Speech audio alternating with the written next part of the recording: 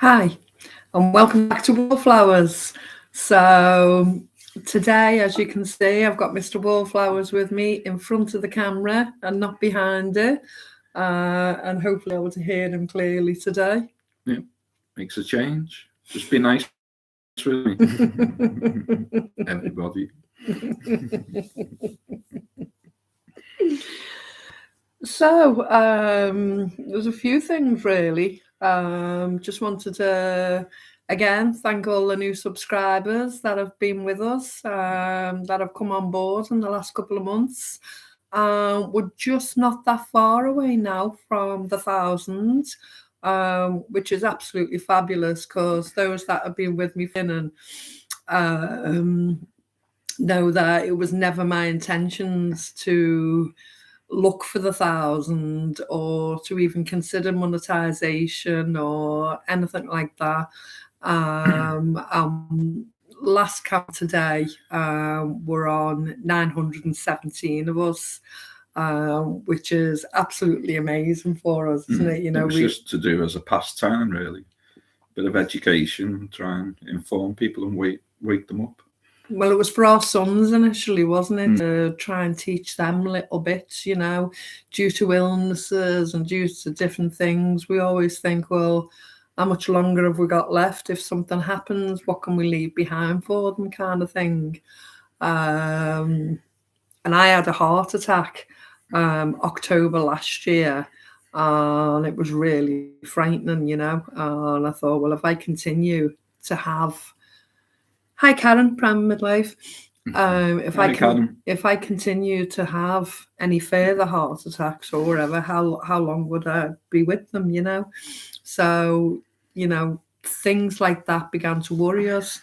We just kept chipping away, didn't we? I mean, we really enjoy doing the videos. You know, it's an activity we both enjoy, whether it's out in the garden or whether it's in the kitchen or me just sitting in the chair and having a waffle, you know, about relative things happen, but just getting things off my chest as well. And we thoroughly enjoy each and every video. So to think that we've actually got that many subs, you know, it blows us away absolutely. You know, when anyone with a bigger channel is saying, "Oh, what are you talking about? You know, you're still not monetized. You've still only got a few people." To us, it's astronomical. It's it's amazing, isn't it? Yeah. We're just happy to pass on anything that we've got, any information that we can do.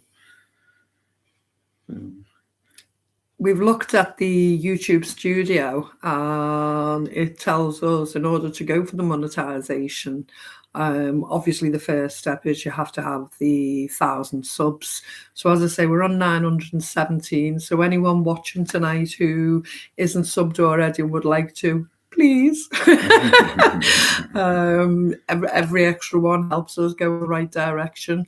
But what they're also telling us is we need to hit the 4,000 hours on the watch hours. So I'm sorry if I keep saying it's just a natural part of my conversation. So we need 2 hours. So we're currently sitting on something like 3,200. So it's 700 to 800 we need to catch up on. So keep producing the videos just because we enjoy them. And if we hit the monetization, we're absolutely loving what Karen from Prime and Midlife is doing. We understand that in order for the monetization to take place, you actually have to watch the videos, the advertisements videos, and not skip forward, which we all do. You know, we've always done it. We want to skip to the good bit of the person that we've subbed to. It's a good way of paying out. But it costs you nothing to sit there. You know, even if you turn the volume down, look the other way, go and grab a drink of water, whatever you need to do. If you let the adverts run, what Karen does is she makes Karen from Prime of Midlife, she makes a donation to needy causes. And hers are based in Scotland because that's where Prime of Midlife's based. Local charity. And today she did a wonderful video, and it was a local charity, and she took it to the actual store, and to see the woman so enthusiastic about what she does, she actually talked and described to Karen from Primary Midlife what takes place there.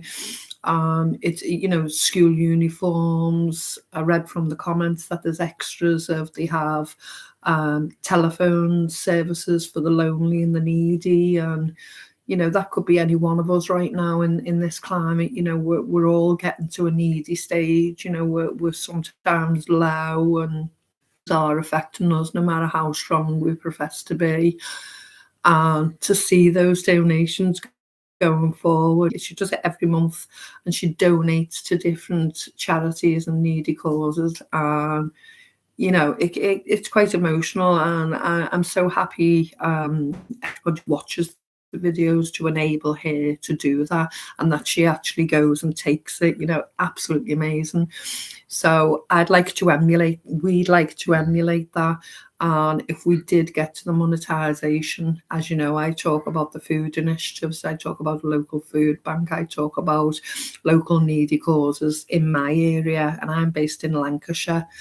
In England, there's plenty of places that I'd like to donate to, seeing as we're getting to this stage of the channel. We already help out at the local food bank a lot anyway, through collecting the food from the supermarkets and dropping it back off at the food bank. Mr. Wallflowers takes his vehicle to the supermarkets. I go with him. We wait there till the shop closes, and then they give us the food that hasn't sold that day or anything that they can afford to give. We then take that back to the local food bank, and they then stock it, give it to needy people who are on the food bank books. But that's also open to the local community then, who can get free items, bread, vegetables, you know, other items. It depends. You know, there's places like Marks and Spencer's contribute, co-ops, Aldi, Tesco. There's quite a few supermarket shops that contribute. So there's normally really nice products, isn't there? Some, you know, big pies, meats, vegetables, packages of fruit, absolutely all kinds. Last year, in the run up to Christmas, in the week before Christmas, we picked up over 200 turkeys, all free. From Marks and Spencer's as well. £40 cost turkeys. Some were £95. You know, they were wrapped in, you know, really good back bacon, and they were stuffed with horse chestnut stuffing, and you know, they were top of the range. Yeah, and they got distributed. Everybody come to the food bank to get them. And they were free, of course, you know, to the local community. You just had to be able to fit it in your oven, didn't you? And it'll probably be like that this year. It just shows how much waste goes from supermarkets, how much they buy and waste. And especially for the price that they were charging for them. That's it. So this year, the quandary is because of bird flu and everything else we're being told, whether we necessarily believe it or not is one factor, but we're being told there's, for one reason or another, there's going to be a shortage on turkeys, chickens, eggs, you name it, you know, there's going to be a shortage. So we're all thinking about Christmas dinner, and unless you've actually got one in reserve now and put it in the freezer ready, what are we going to do? So Mr. Wallflowers and I have decided we're serving chicken breasts from the freezer this year. We've had them in for a few weeks now, haven't we? And the prize feast this year is going to be a gammon joint that we've already got in the freezer as well. So all we have to do really is get the trimmings, the extra vegetables, some nice stuff. But we'll pick them up in the week before through the food initiatives. So it's not worth going out shopping a £200 shop for Christmas when we can make do with what we've got. The biggest struggle, though, is gifts, isn't it? And having the extra money. You see, people like ourselves and a lot of you watching tonight, we may have put what we think is sufficient food away. I mean, it's never going to be enough. It's never, you'd be surprised how quickly we'll go through what we've put away in the pantries, etc. But food aside, we're still having to pay for diesel. We're still having to pay the increasing cost of the mortgage. We're still having to add to the electricity, even after the £66 gone in. We're still having to pay the whole of the heating costs for the gas. And all this, as well as your regular bills, as well as your regular outgoings. Although you might have the food, and that's a blessing, because it's peace of mind that you'll have something to eat. It's how to be able to afford Christmas on top, Just for instance, we'd normally provide our sons with an outfit, aftershave, socks, underpants, a good gift each. And one of our sons, his birthday is on the 23rd of December. So although we only have 2 children, grown-up men, to provide for, it feels like 3, because one of our sons' birthday is just 2 days before Christmas. So we like to give him just as much for Christmas as he'd have for his birthday. And it's expensive.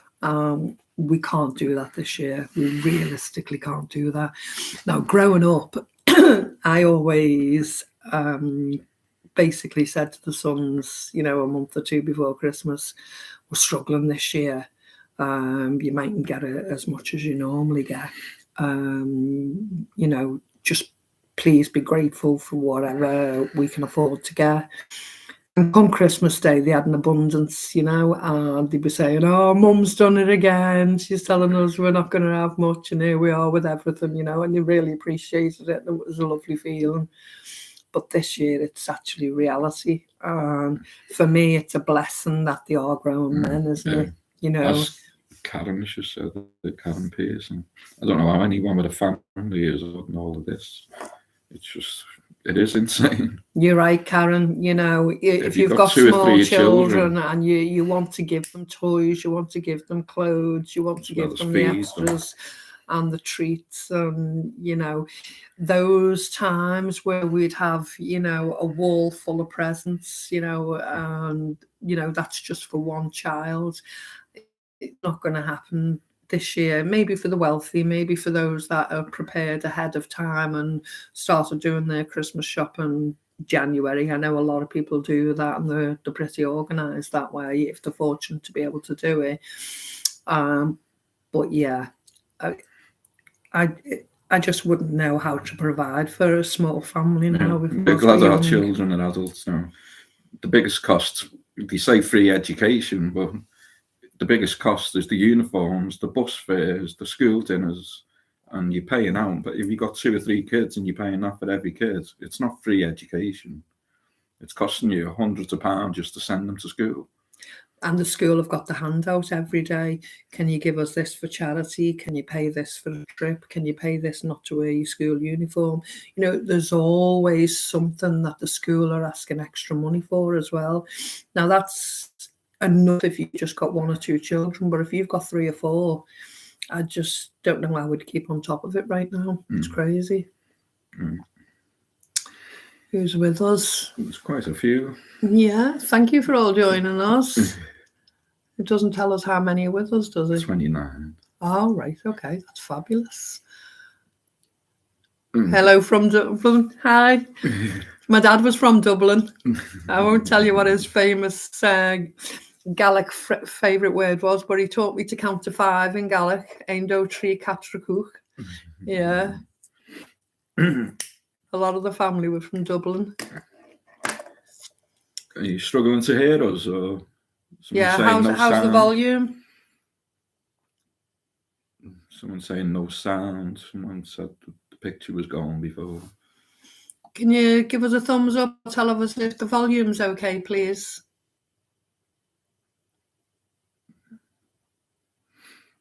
There's a few on from America, a few on from Scotland. Julian's on as well. Hi, Julian. Long time no see. Thanks, Beth. Thanks for that. We were worried if the sound was going to come across okay. Very good. Good. Okay. So, yeah, struggling for the Christmas presents is my big thing at the moment. So, as I shop each week from the food initiatives, we have what's called the Frugal. And I've been taking things like hair gels, men's deodorants, men's shaving creams, and I've been putting them in what I call a Christmas collection box. And I've been looking out for, what would you call them? Toiletry bags, bath bags. So I can place all the items in and give them one each. Unfortunately, I haven't been able to find them anywhere, so I'm going to have to purposely go out to the shops now and look for a toiletry bag. We don't want to go to the shops. We don't want to go to the shops, but I've got that far to give them, shaving equipment, all the stuff. So I need a bag to put it in. Last year was quite good. I managed to get 2 suitcases from Marketplace free, and they were in excellent condition. So the gifts that I had, I wrapped up and placed inside each suitcase. Then I wrapped the suitcase and gave them the big present. And they thought it was just a suitcase each. And when they opened it and saw the whole suitcase was full of gifts, it was really good, wasn't it? They enjoyed that. Yeah. But we didn't go overboard spending out. They were mostly what we picked up or cheap gifts that we got. But quality. Yeah. Don't be worrying if you can't afford Christmas. Just be together. As long as you've got your food and togetherness, you can play games. Everybody enjoys that. You don't need loads of gifts. And don't be worrying about it. Yeah, we like that, don't we? We like to get a family game out, whether it's Trivial Pursuit, Monopoly, whatever it is, even if it's a pack of cards. We have our 2 sons coming for Christmas here. So we'll have the lunch, we'll have the games. I don't drink, so the men will all have a drink. They'll be happy. I just hope none of them try and bring an Xbox and try and sit off by themselves and play on an Xbox, because we've had that before, haven't we? Yeah. The kids do love playing games and having board games out and joining in. Oh, that's good, decluttering queen. That's good that she appreciates what she's got. Yeah, at 18, yeah. That's it. It's all about the company. Enjoy each other's company and get along. A few of the Americans are saying how dear it is. Somebody said £2.50 for an onion the other day. The other one's saying £37 for cat food, $37. It's crazy how much the prices are going up. I'm not sure of how much a dollar is to a pound at the moment. A couple of months ago, I remember it being 80 pence, 80 of our English pennies to $1. Well, it's about $1.12 now. Pence? It's $1.12 to a pound now. Right, okay. Last time we went to America, it was $1.94 to a pound. So we were getting $2 to a pound the last time we went there. We felt like millionaires when we got off the plane. It was 1999. No, 2007 last time. Oh, yeah, 2007. We got married in America in 99 in Florida. We did, yeah. When times were good, when money wasn't an object, then was it? We got married in a place called Cypress Gardens. Beautiful place. Weather was tornado day. So we had the shock and heat of America, didn't we? Bro, I was in a tuxedo when our eldest son was the best man. He was just coming up to 2 then, wasn't he? Yeah. This was in 99. And it was brilliant. And then they kept warning us it was tornado day. So we had to cut it short, the walking around, the taking the photographs afterwards. We had a villa at that stage. It threw it down all the way through the service, didn't it? But it was roasting. And then as soon as the service So we were under the gazebo, and then when the service ended, the rain stopped, so we could take our photos. It was still roasting, the sun come out then. We got told to head back to the villa and to board all the windows up. The first was to go to Bartow, wasn't it, and register. We had to go and register the marriage. Register the wedding, yeah. And they were shutting at 3. The marriage was at 1. So everything was shutting down pretty early, wasn't it? So we had to go to Bartow, about half an hour away, wait and register the wedding, and then go home and board up the windows. We don't such weather, had we? No. You know, because we don't get tornadoes over here. Well, we haven't seen tornadoes over here. I believe they do happen now. But we were outside on the balcony waiting for them. What a shock we would have got. But we survived. Yeah. We're being told we're getting snow here shortly. Some of us have been... Hi, Carol. Hi, Carol. Some of us have been thinking that the blackouts, the power cuts, we were told that they discussed it in Parliament last week, whether to do the voluntary part of it. So as whereas you reduce what power you use and they'll give you a financial incentive. That was supposed to be available between the hours of 4 p.m. and 7 p.m. And if you dramatically cut down the power, I think it was £9 a day, £9 for the 3 hours. £9 a day you'll be reimbursed if you don't use your power during the peak hours. But they decided not to bring it in the other day. But they've been telling us as soon as the weather gets cold, then we're going to get the blackouts, and they're saying January, February. But yet the Met Office have said we're looking at snow and freezing temperatures in the next week. So who knows, it could be next week when they decide to just... Karen's saying Blackburn is already having 3-hour blackouts. Mm-hmm. I haven't heard that yet. No, I haven't heard that, Karen. Thanks for letting us know. Yeah, the big guys aren't going to go without the electricity, no way. No, the elites won't, no. Mm-hmm. The ones with the money don't have to, do they? They can just impose it on us. And that's what's happening. We're being dictated to while we watch them through the window, enjoying the feast. And they've got 4 to 5 feet of snow already. Where's that? In Yosemite National Park. Don't know how you cope. If we had 5 foot of snow, the country would be at a standstill. Yeah, we can't take leaves on the train track, can we? But it's something to watch out for in the next couple of weeks. Just get ready.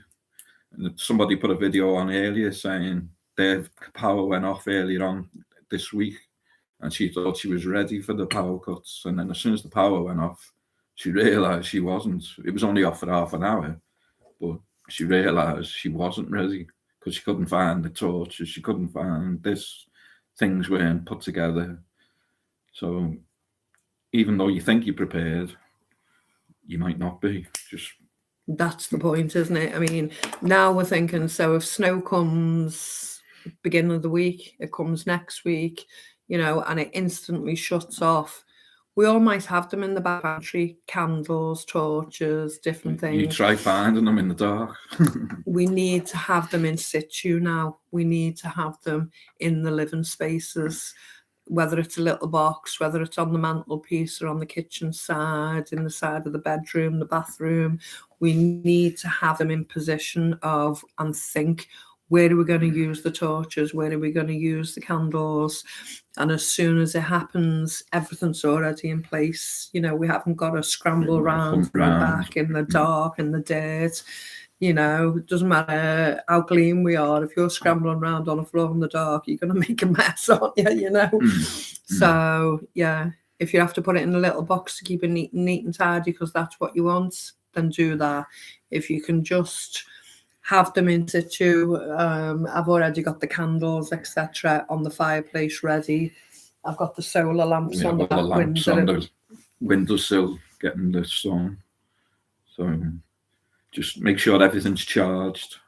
Everything's within easy battery reach. Battery pack's charged, your phone completely charged, keep it charged at all times. Because when it goes, you don't want to be using your battery pack just to use your phone. You know, if you've got the USB connections for different things that you want to use. You need these battery packs. The solar, and they'll keep you going for 24, 48 hours. You can run your lights, you can run your phone. They were £15, or you get 2 for 25. Well worth the money. Mm-hmm. We got them from eBay. If you have a look on Amazon or eBay, they're on there. But they're well worth the money. And the fact that it's solar, you know, you can rebuild that battery, you can recharge it through the solar, and you've to continue using your phone, to continue using the You've USB also got to remember, if the connections. power does go, you're not going to have your router for your Wi-Fi, so you're going to have data on your phone to use your phone. That's a valid point. That's a really good point. That. Explain that in a little bit more depth, Mr. Ward. Because everyone's connected to the Wi-Fi. You have a Wi-Fi router, but it's plugged in. So as soon as the power goes, your router goes, and you're not going to be connected to the internet. So if you've got no data on your phone, I mean, you can buy data now, £20, and you get unlimited data. Just whatever package you're on, just make sure you've got enough data so you can connect to the internet.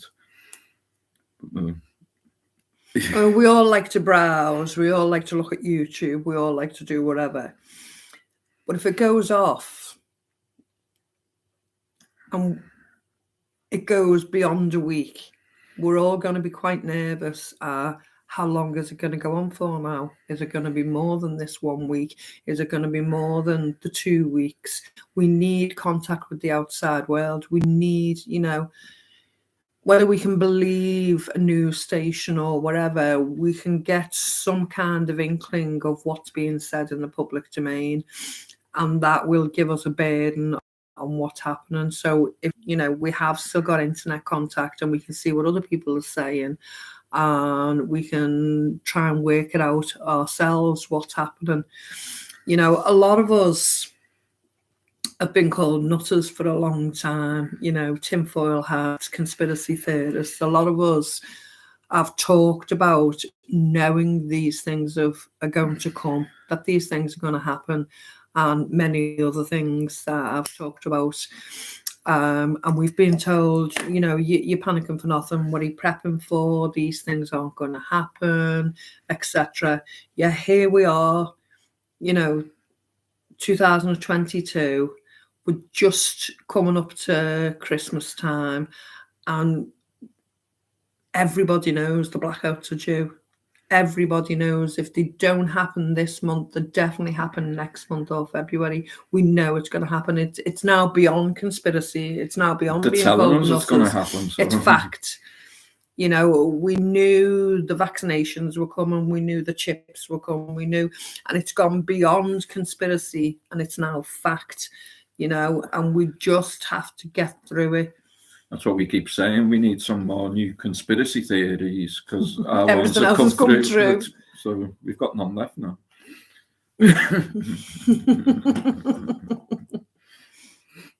We have to laugh because we'd only cry otherwise, wouldn't we? You know.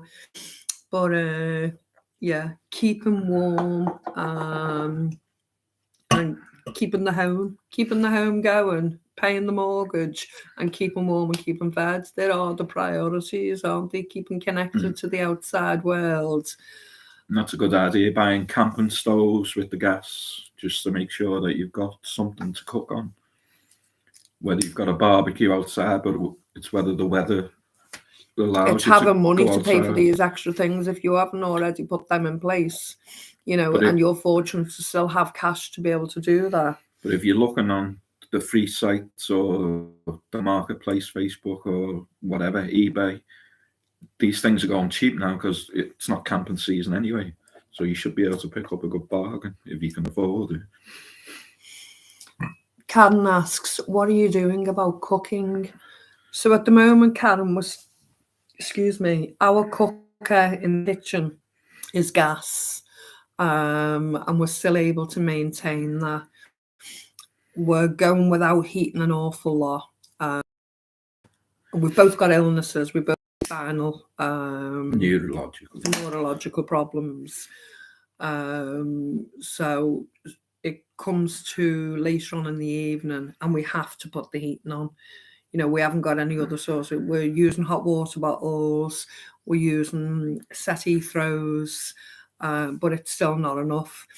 Now, what I'm finding is I haven't lowered the thermostat temperatures on our radiators, and I'm still finding that the drop in temperature was, even when we've had the heating on for 2-3 hours. And that's why we do that. So we have money for our cigarettes. It's only the only enjoyment we get. Cigarettes and beer. Smoke. When you drink beer, I don't. As long as you got money for cigarettes, yeah. And that's why there's what you can afford and what you can't afford. We've cut our cloth accordingly, and we've done it for many, many moons now. We've prepped the food. We've prepped the house. We've come off cigarettes and gone on to rollies. We've stopped buying packaged cigarettes, and we do smoke roll-ups now, which sex shouldn't really come into it. But as a woman, I didn't really feel comfortable smoking roll-ups initially. It was something I didn't want to move on to. No, you wasn't. You said I wasn't being nice. But when I actually looked at the finances and how much I'd save, I get quite irritable because it's an addiction. I accept it's an addiction, just like my coffee addiction.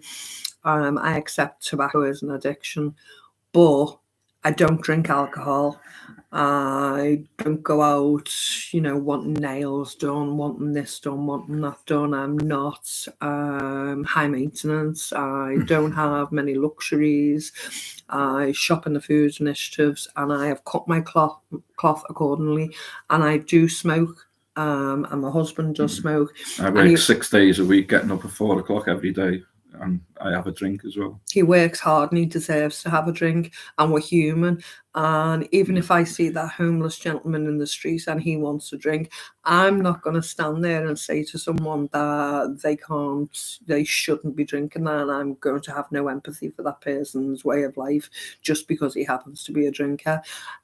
That's not my position. That's not my position to judge anyone, and I'm not going to go there and do it. We've got a wonderful community, and if people want to drink, so long as they're not starving the family at the expense of that alcohol, so long as it's a little treat that they've cut the cloth for, I'm quite happy to do that. And mine is tobacco. And I'm not about to judge someone else who may be high maintenance, who might like nails, makeup, fashion or whatever. We all have our own little niche and our own little taste, and there's so much division going on, That's okay, Mike. We used to, but we've given that up 12 months ago now.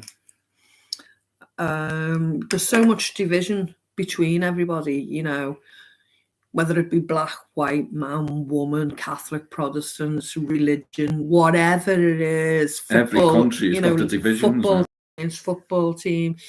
It's not even every country. It's not even it's every nomination of any group has got division, and there's too much division. There's absolutely too much division everywhere. We need to come together somehow. We're classed as the small people, but there's way many more small people than there are of these elites, however, Elshites, whatever you choose to call them, the ones that are. That's what's so good about this, building a community of like-minded people. We can't let the division keep coming. We do have to come together. Because no one's coming to save us. There isn't. No one's waving the magic wands and saying you wake up tomorrow and all this is gone. Yes, it's all right. Protest. I was discussing with someone earlier about protest. We personally did our part in protest a few years ago, and for quite a few years before that. And we'd like to think that it made a difference. But then we had the Kill the Bill. and they knuckled down and stopped us having our right to protest. And injunction after injunction, give us imprisonment, give us terrorist labels, give us different things. And this is the division again. And it's making us, it's draconian law. It's making us have no right to object to how we're being treated. You know, if we decide to protest, we're going to get punished for it in some way or other. And it's gone haywire, hasn't it? It's gone absolutely haywire. Full respect to people. You know, I've always sent emails of complaints. I've always phoned companies and said I disagree with, you know, a method of what they're doing, or if it's against my ethics or against how I believe something should be done. And I'll do the personal approach these days. I will stick to the emails, whether they're ignored. I know I've actually contributed and I've actually contacted them and give my point of view. If I make a phone call, I'll make a record of who I spoke to, on what number, and when they're going to return a response on that action or a question I've asked, or I'll put in an FOI. We've done several FOIs. It doesn't mean it's actually making a mistake, making a difference. But we have to be seen to be doing something. You can't go out protesting now because they've just clamped down so much on it. You're looking at prison or big fines now for protesting anything. And it doesn't matter what it is. They can do what they want, put anything in your area, and you've just got to accept it. But as they say, what can you do? And it leaves you with that helplessness then, doesn't it, you know? But they set up these grass group meetings. Hi, Maureen, all right. They set up these... My sister's in. Hi, Maureen. They set up these grass group meetings. And yeah, that sounds fabulous. You know, you think, okay, I'll go to this grass group meeting, and they're looking to see who'll protest, they're looking to see who'll object, they're looking to see the feeling. And when you start asking questions, a lot of the time they're just looking for fun. Now, we went to a meeting not so long ago, and it was about extracting water from coal mines. From the old mines. To try and form underfloor heating for council properties. Now, it sounds great on the surface of it, but when you realise by extracting that water from ancient coal mines that it can collapse, and because the coal mines are so close together, it can cause a ricochet effect, which is then cause a sinkhole in small communities where we live. It's not a NIMBY attitude, it's a realistic attitude. In the UK, it's not viable for fracking because of this, what I'm explaining. It's not viable to extract the water, leaving the shell of the mine where it can fold into itself, causing sinkholes.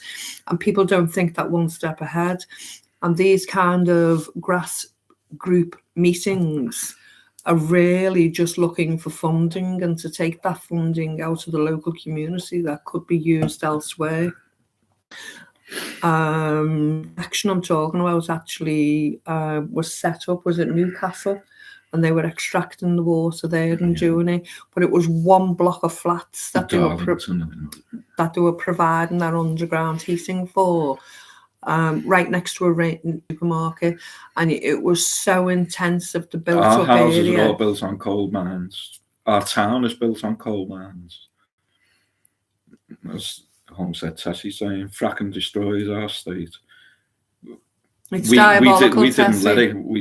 We protested, and there was plenty of us. But in the end, it didn't come down to protest, and they messed it up for themselves because they caused the earth tremors, and it got banned. But they're still trying to. In this country, they use what's called a traffic light system.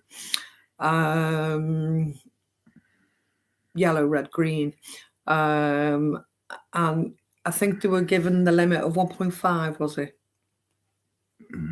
So like if the Richter, if the earthquake, the earth tremor was above 1.5. Good night, Karen. Hi. Bye, Karen. Have a good evening. Love to Patrick. Yay. Yay. They used a traffic light system. So if it went above the 1.5, that was a failure on the traffic light Not system. You, so Karen, they had the to other pull the Karen. plug. They had to pull the plug. And that's what happened eventually at Preston New Road in Blackpool in Lancashire, and that was meant to be the biggest frack pad in Europe. Many of us protested, but we were there for a 3-year stint. And the honour, I'll say it's an honour, because I always wanted to do one, and I eventually did what's called a lock-on, and I lay in the road with my arm in a tube. Mine was actually set in a couch. There was myself and another gentleman the other side, and we locked on through a metal tube through a settee, and other people came and sat on the settee, and we lay in that road for 12 hours along with other couples of people, and we blocked the entryway so the trucks couldn't enter and fracking couldn't take place. Unfortunately, over time, they chipped away at our esteem and they chipped away at the protest, and they actually did the frack in the end. And it was a brutality of the police, when you think the police were going to be on your side, and the way we got treated by them. But even the police themselves, which, you know, I was a live streamer down at the frack site, and there was a lot of police brutality. There was no understanding. There was no... I don't know whether Julian's still on, but Julian got prison. He went to prison for his protest, and he was only on top of a lorry. But the police had no understanding. They didn't try and educate themselves of the damage that fracking had due to the environment. And I would quite often say to policemen, policewomen alike, have your chief officers offered you a mask whilst this fracking has taken place? Have your chief officers offered you a medical after you've done the duty shift of working at this frack site? Some of them were there daily, week in, week out, daily. I'm here on a voluntary basis to protest this grotesque thing that's being done to our environment. You're here in an employment status, and your employers have a duty of care to your health. Now, should you get breast cancer, man or woman, through the frack sites, inhaling, you know, the poisons in the air that are being released while the fracking's taking place, what duty of care have the police force offered you? They're not offering you masks, they're not offering you breathing equipment, they're not offering you extra medicals. And they'd look at me, you know, and they'd say, well, you're quite strange, you know, why are you worried about my health? I said, because the whole reason we're here is not just for me and my family, it's for everybody. And you're here employed to be here, paid to be here, but someone sent you here as your duty, and they have a duty of care to you, and why aren't you questioning it? And you know, on the sly, off the record, they'd say, well, we're not able to question it, we're not able, you know, we're told, we're given orders, and we're not able to question them, you know, and if we do, it'll hinder our career, it'll hinder our opportunities. And, you know, we look back, and from the 1900s onwards, it's supposed to be health and safety in the workplace. You know, an exit door so you could exit was one of the union's finest moments, that you could get out should there be something wrong, you know.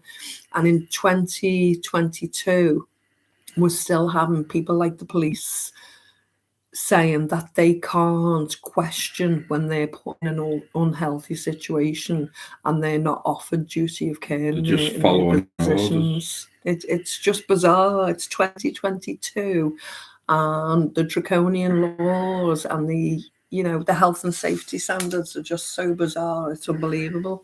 They just want to do as much damage to us as possible, keep us dumbed down. As Mark's saying, there's something going on with the banking. He can't get his money out. They don't want us having money. They want us having digitalised money so they can switch us off anytime they feel like, as well as digital everything, smart everything. They're in charge, and they can turn you off. If you don't toe the line. If you haven't paid your bills, then you're getting turned off. You're not travelling. You're not doing anything. As Grass Monster was at P&R too. Nice one, hon. Ah, very good. Thanks, Molly. Good to be this side of the camera as well. There's a few comments there. Yeah, that's all the candles, all the torches. Let's prepare what's coming. See, half the time that's the stress factor, isn't it? The not knowing what to expect. And that's why a lot of us did start prepping initially, because, you know, whether it be sickness, whether it be things like this, we didn't know, but we knew we needed to provide. And it's questioning it now, isn't it? You know, I'm still kicking myself. We didn't get the stove fire years ago. And that was, you know, the wood burner. It was one thing that just didn't enter my brain to do. You know, not that we were in a position to do that really, because it's expensive to do it, but I wish we'd done it a long time ago. That's the next thing that we are going to do at some point during this next year. Well, we were looking to do it. We were looking to do it January, weren't we? But because of the bank situation and the increase in the mortgage, I'm reluctant to actually do that, because my priority, our priority, is to keep the roof over our head, you know, to pay the mortgage. Unfortunately, we are on a variable, and unfortunately it's the position we found ourselves in, because we enjoyed the benefit of the low price variable and how it was, you know, the low interest rates, and we enjoyed that for many a year. We benefited. We did benefit greatly from it, you know. But now we're going to pay through the nose for it, aren't we? You know, and if it means we have to keep back that stove money in order to pay the mortgage with it, that's the only choice we have, really. Stove if we've got no home. I kept thinking, you know, the stove puts 5% increase on the value of the home should we have to sell it along the way. WEF, the World Economic Forum. Our mortgage has doubled. Our mortgage was £220 in January. It's £480 this month. So it's more than doubled. And who knows what it's going to be like in the next 12 months. As you say about the WEF, the World Economic Forum, their main motto is you own nothing and you'll be happy with it. So, you know, for those of us that do own houses, vehicles, whatever, you know, we only own that. Well, we don't even own it because it's on a variable mortgage. But, you know, a lot of people just own the one house. There are some people that were fortunate to invest in another house or another couple of properties. You know, I don't begrudge anyone who did that, you know, good on them. But if you're going to own nothing, how are we losing it? You know, so we can't afford to pay the mortgage eventually because it'll go up 15%. And we won't have that money that we had set aside for the fire. So we can't make the payments because we can't tighten our belts any further. Yes, we can stop the cigarettes. Yes, Mr. Wallflowers can stop the little bit of alcohol he has as a treat on the weekends. But once we've done that, so, you know, it's only an extra £40. So once that extra £40 isn't enough to cover the mortgage because we've got no fallback money, we then get in the loophole of after 3 months, after 4 months, are we going to lose that property? So what happens then? So we're for saying, yeah, you'll own nothing but be happy. So there's two ways that I've looked at this so far. And one is, will they then turn around and say to us, instead of taking en masse, because this is not just going to happen to us, this is going to happen to lots of people, lots and lots of people all over the country, all over the world. If everyone's going to lose the house, they don't want everybody on the street, so they're going to have to come up with something. If we're all on the street, we'll riot, you know. They've got to give us something. So they might say, stay living in the home you're in, but give us the rent then. Give us the rent. So like the government will buy your house. There's been something called Nasara Gasara going around for years where the government will pay off all your debts. You won't owe nothing, but you'll owe the government. And the government are in control of you then. And then you pay them. See, that's just it, Karen Pearson, about the sim loan. It's all about loans. It's all about getting you in a position of debt. It's all right saying there's a loan available for this, there's a loan available for that. But once you get in a position where you can't pay any extra out, you can't do anything. So you've took the loan on to ease that month or the next couple of months or the next 6 months. But once that period's passed, you've got nothing to pay it back with. That's right. You know, you've lost your property because put that up as security. They want you in complete and utter debt and own nothing. So they've got you by the short and curly, and they'll say, right, well, we'll slightly lower it. So, you know, you cost £5-6 a month, and you'll never own it. You'll rent it, and we'll own it, you know, and we'll clear this debt for a short period of time, but you'll consistently owe us this monthly payment back of £150 or whatever. So increasingly, there's nothing left out your work wages. There's nothing left out of the money that you once had. There's nothing left of the assets you once had, because slowly but surely they've liquidated, because you've owed the money out and they've been reclaimed. So it's all very well saying loans are available, and I get that some people have no choice but to take it. You know, I get that. I get there's no choice. I understand that. But at the same time, you have to see it for what it is. You know, we personally took an IVA out. I had a business. I had a few businesses, and my last business wasn't very successful. And I lost an awful lot of money out of it. I had a partner who dodged out and left me to it, and I had to carry everything on my own shoulders. And it left me with a lot of debt. In the end, I had to lock the door and walk away. I couldn't continue because I was losing money opening. This was a cafe that we had a cafe in a good town centre that had a good footfall. I lost an awful lot of money. And I had to take an IVA out, and 5 years it's taken me to pay that IVA out, and it doesn't finish till April. So in April, I'll have that little increment back of the money that I've had to pay them. But by then, the mortgages have gone up, so... In that 5-year period, should one of us died and we didn't have the money to cover the funeral costs, we wouldn't have been able to take a bank loan out. We wouldn't have been able to do anything to provide for the other person's funeral in that five-year period. And that was a scary thought for us because of illnesses and because of not knowing what the future holds. Once you've got a certain amount of debt and you haven't got a funeral paid for the two of you, and something happens, how are you going to pay for it? When my mum died, she didn't have the insurance in life. We had to take out a bank loan to cover it, you know. The cheapest funeral then was £3,000-4,000, you know, and they're only more expensive now. So he sat there in the funeral parlour and he said, give us your money. He said, well, then, what can we do? He said, go and get a loan now, or we're not burying it. We can't proceed with this any further. And it was just blatant. There was nothing about the loss of a pain. There was nothing about the emotion, the empathy, anything like that. It was a financial transaction. That was it, you know. That's all this is about, financial transactions. You know, there's no human touch in any of it. So, yeah, hopefully none of us pass till... gone April when we could apply for a loan if we needed it, and then the other one's buggered. Yeah, probably wouldn't get a loan, no. Crazy. Anyway, let's get this on to a more positive note. What's everyone saying? £8,000. Yeah, sorry to hear that, Abigail. I'm sorry to hear that, Mark. It is. It's, you know, and it's crucifying, you know. It's absolutely crucifying. It'll soon be April.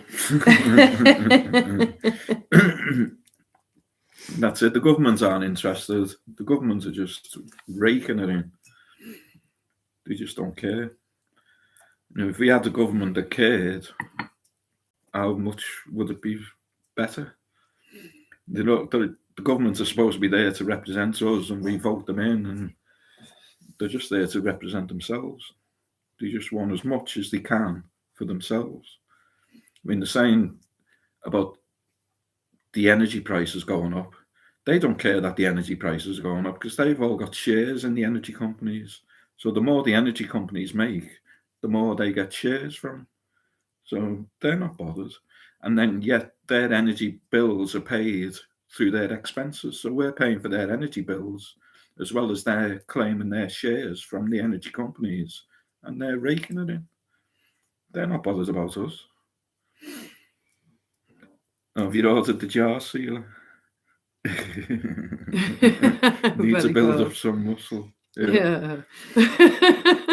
We just got the USB one, the electric one, but that takes a bit of muscle to keep the lid down.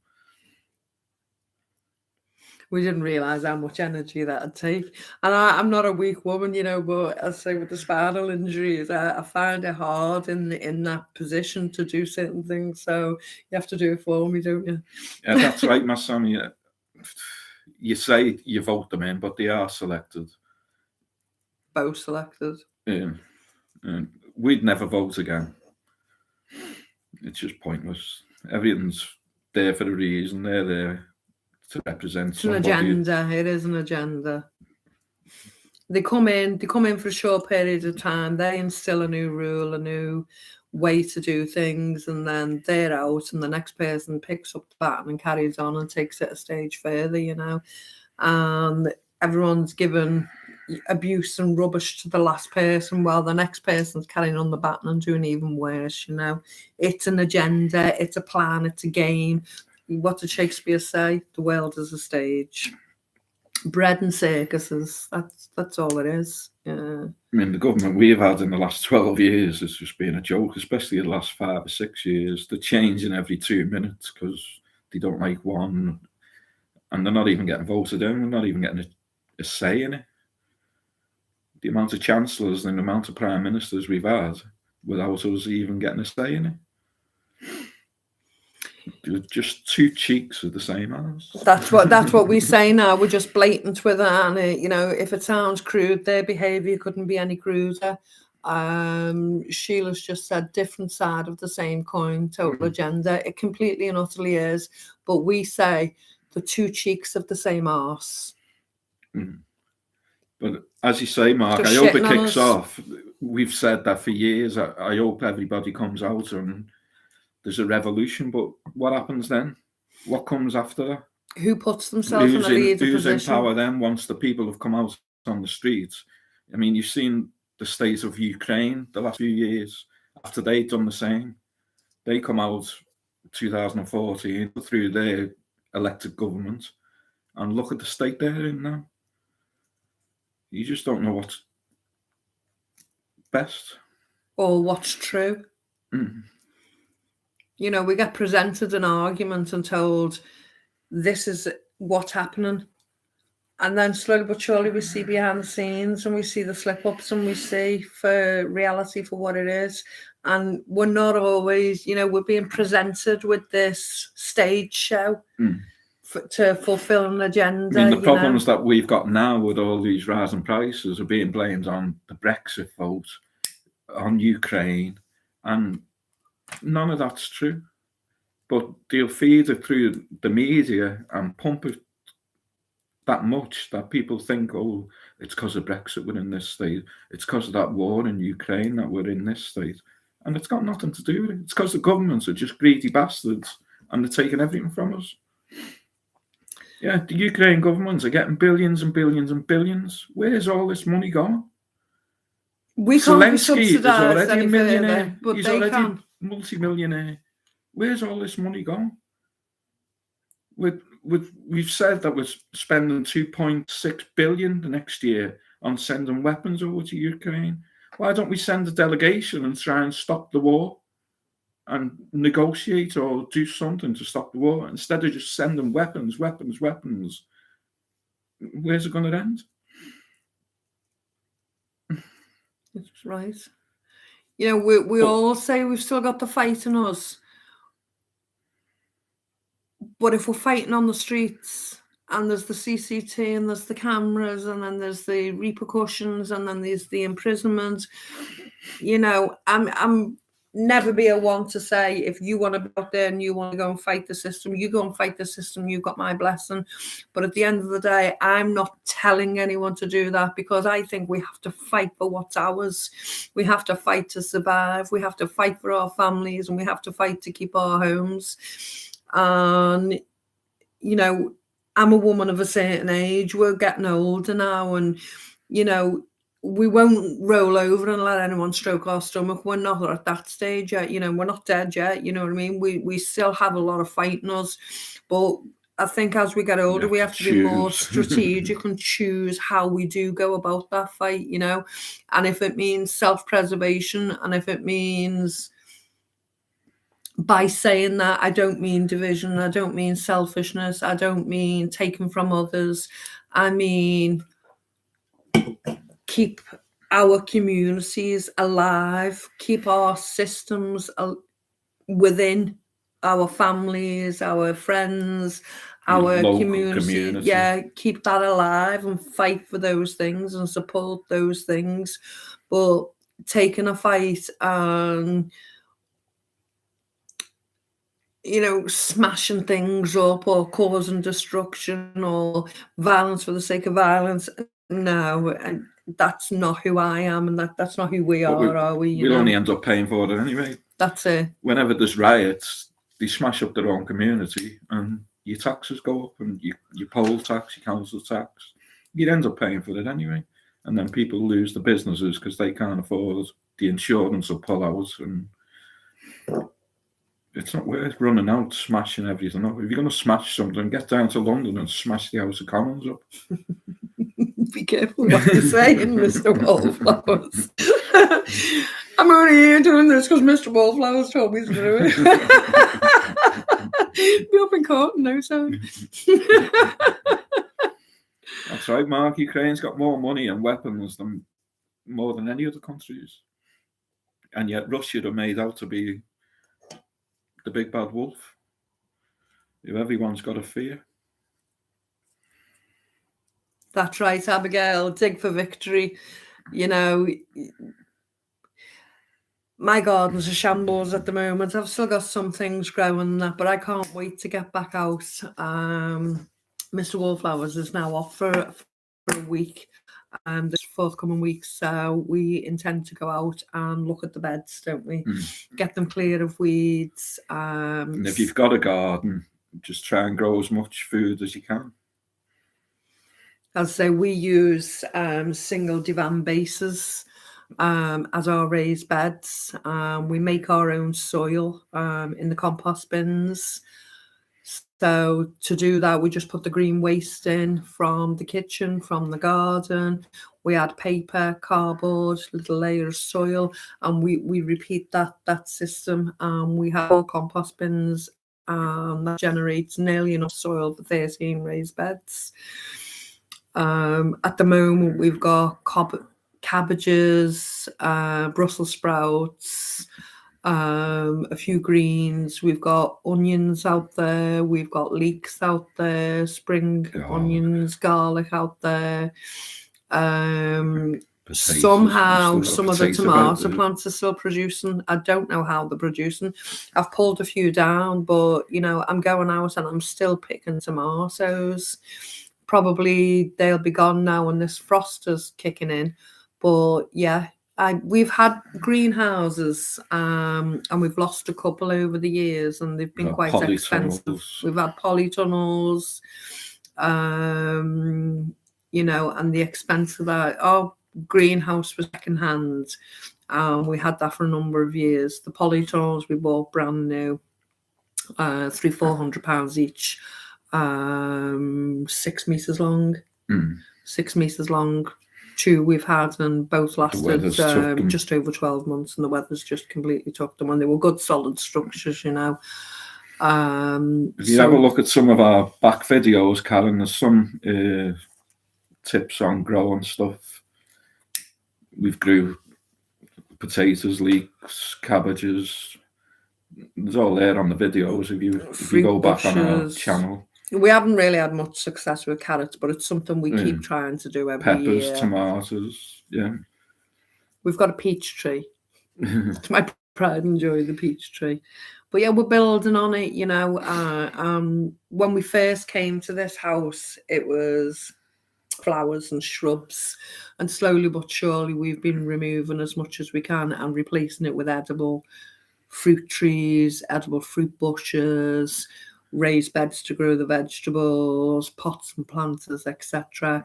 And slowly but surely we've been removing the inedibles.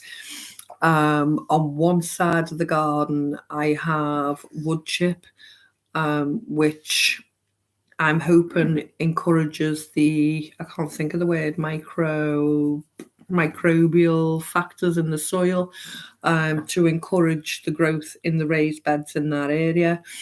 The other side, I leave the lawn pretty wild.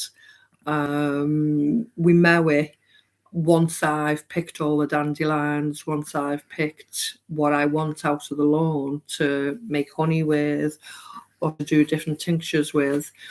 Once I've cleared the lawn of what I want, then we'll mow it, and then we leave it to grow again and see if we get any more dandelions, any more stuff, red clover, and you can grow carrots in tubs, you can grow potatoes in tubs, you can grow onions. Exactly, Sheila. The grass isn't going to feed us. It's not. You know, as I say, that small piece of lawn I leave purposely because of the other things I get out of it that can create for a 12-month storage of honey, you know, or the tinctures I need or whatever. So that small area of grass pays its own keep. It gives me what I need from it. The rest of the area, and it's nice to walk on in your bare feet.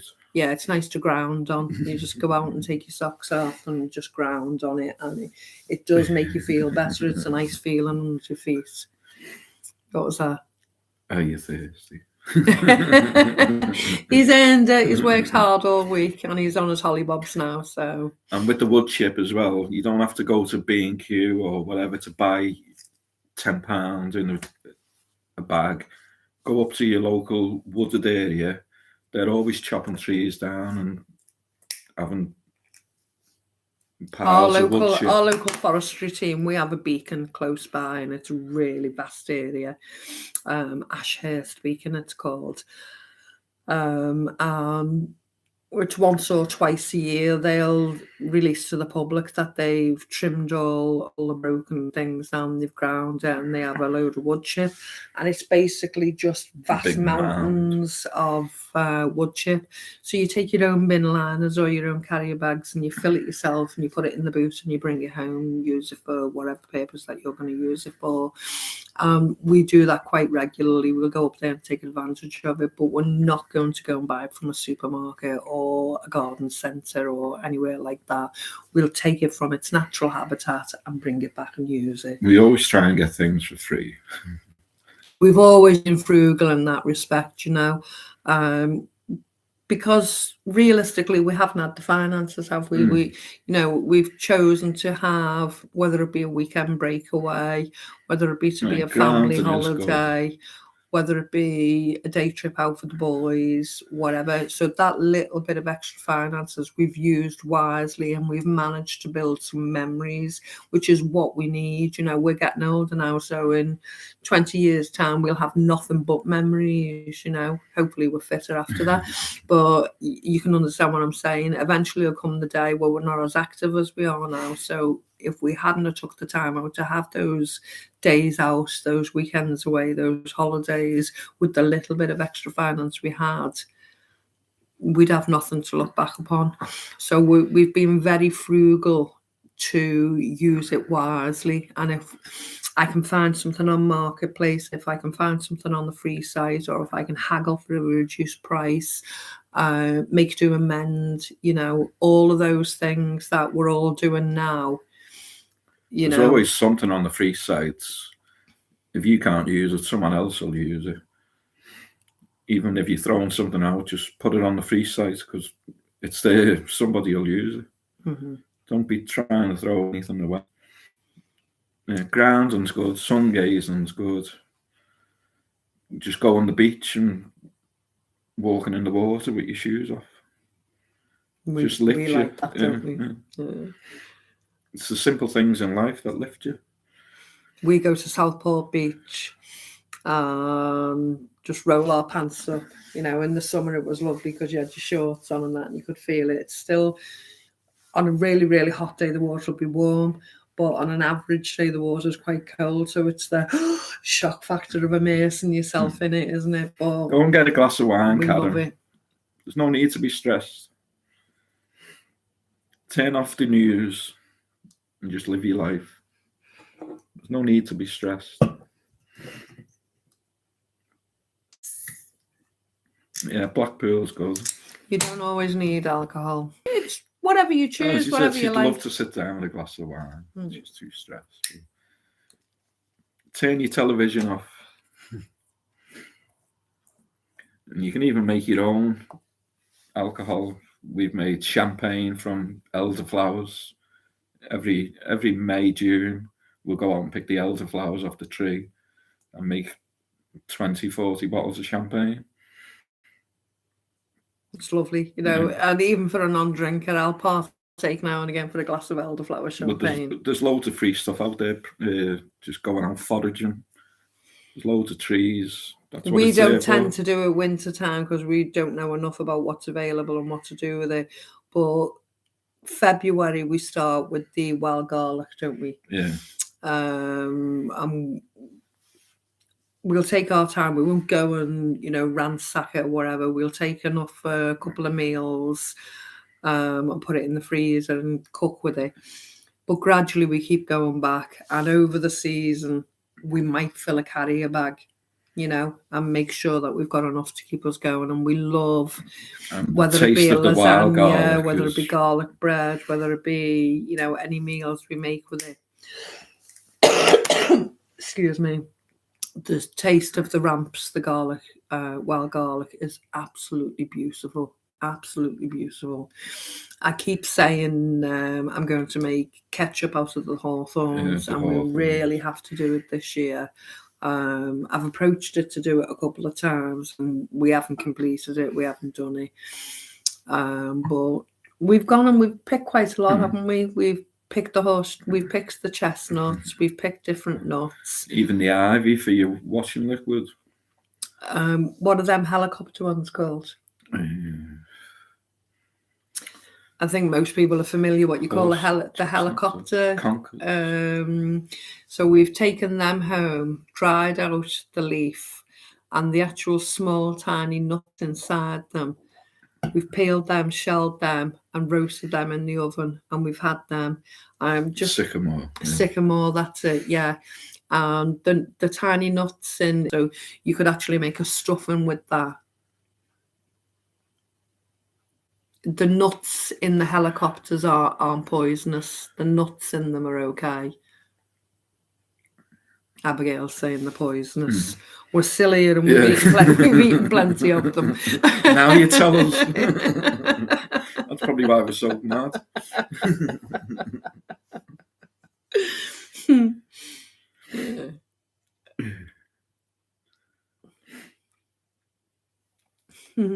And there's loads of wild nuts out there, acorns and walnuts, and the squirrels survive every year.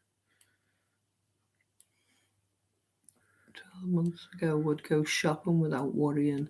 Now I think as long as I have cat food and a bit for me. We haven't shopped in a supermarket for over 12 months now. Really, it shouldn't be like that, should it? We have to cut our cloth. I keep saying it, so long as you have got the food, so long as you can feed the cat, so long as you can survive. Think about it, the animals hibernating for the winter. The squirrel will put the stuff away, the animals will put the stuff away. We have to make sure that we can, humans, it's not a common thing to say we hibernate, but we do in a sense, unless you have to go to work every day or you're out gallivanting every day. In a sense, we spend a lot more time at home in the winter. and is, like a hibernation. So we do have to look, we'd like more luxuries, we'd like this, we'd like that. But the necessity is making sure you've got enough to get through the winter. So do That's I where we're know. at. What's that? I wish we could hibernate. It'd be great to just go asleep for like 5 months. I hate shopping. That's why I've prepped. Come January, it's going to get bumpy. Completely, serious. Abigail. If you think it's bad now, yeah, it's only going to get worse. It's not going to get any better. I don't want to sound all doom and gloom, but we have to be realistic. And, we do have a lot of stress on our shoulders just with everyday life, and this can be quite stressful. But if we talk about it in these type of communities, you do have to be able to talk to each other, and we can't allow ourselves to go too far down. We know it's a weight on our shoulders, but we can't allow ourselves to give up.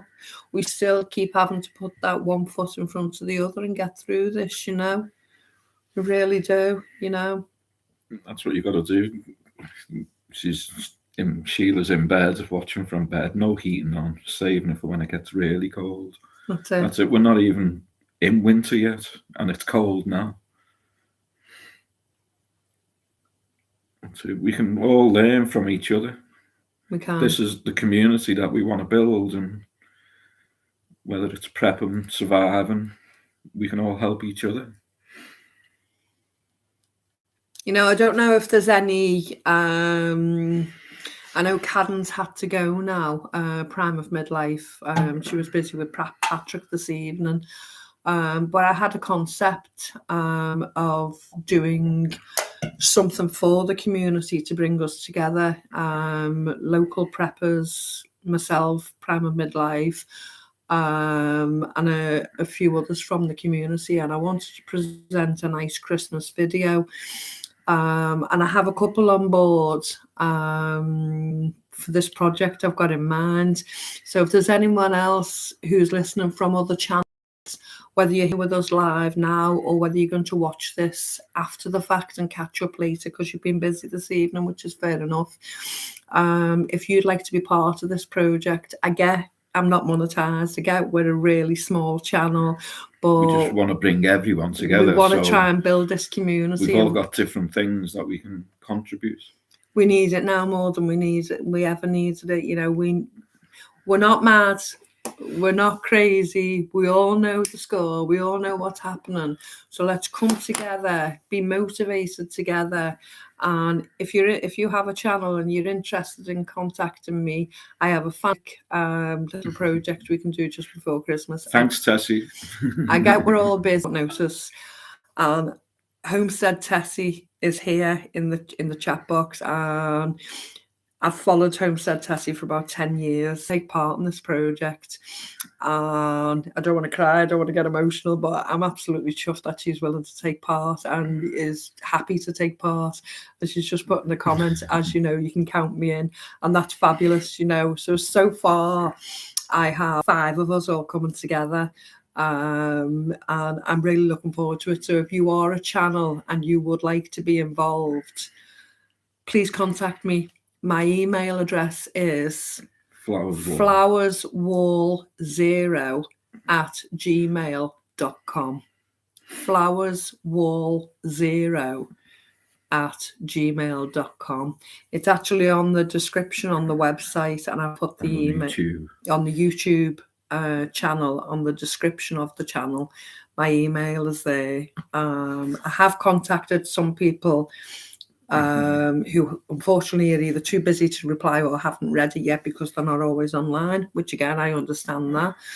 But yeah, we have a few people in the pipeline for it, and for a Christmas collaboration, I think it's going to be really exciting. So yeah, if you're a channel and I haven't been able to approach you or you haven't seen any messages from me, please send me an email and we'll get together.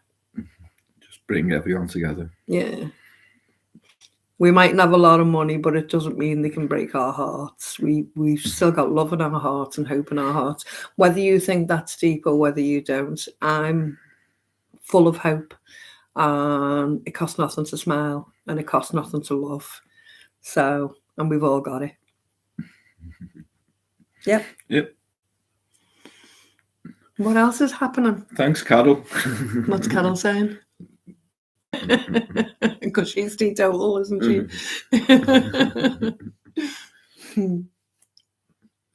That's it. It's not only just food that we've got to think about, it's the medical side. We've got to have, we can't rely on the big pharma to get us out of anything when we're ill. You've got to look at what's out there that's growing wild. Everything's there for a purpose. But there are also herbs and spices that are shop bought. There's also, you don't have to go to big pharma to get your tablets, because most of them tablets, they just want you hooked on them. There's some people, we're not advising anyone to stop taking any medication you're on. That's not what we're about. Some people have to have specific medications. If you're on medication, please don't stop taking it, because that can be a danger. But what we are advocating is that the medicine is in your food.